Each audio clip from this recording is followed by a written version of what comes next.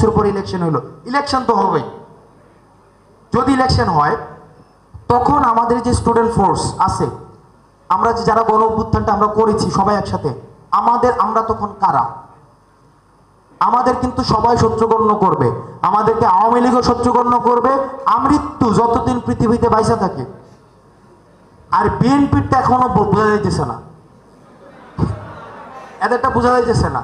এরা শুরুর দিকে শুরু করে দিয়েছিল, পরে আবার একটু এখন আমাদের তারেক জিয়া সাহেবকে দেখা যায় খুব পপুলিস্ট বক্তৃতা দিচ্ছে, মানে আমরা যা শুনতে চাই তাই বলে। এখন আমি জানি না এটা আসলে কতদিন পর্যন্ত রাখবে। আপনি যা শুনতে চাইতেছেন এখন উনি তাই বলতেছে। উনি বলছে যে 2বারের বেশি প্রধানমন্ত্রী থাকা যাবে না, তারপরে হচ্ছে 2 কক্ষ বিশিষ্ট কি হবে, 35 করে দিবে। এখন আসেন, আলটিমেটলি আপনি মাথায় রাখেন, আপনি যেই সরকারের ক্ষমতায় আসুক না কেন আপনাকে এন্টি বানাবে। আবার প্রশ্ন আপনাদের কাছে, আপনাকে যদি এন্টি বানায় তাহলে আপনার সেফগার্ড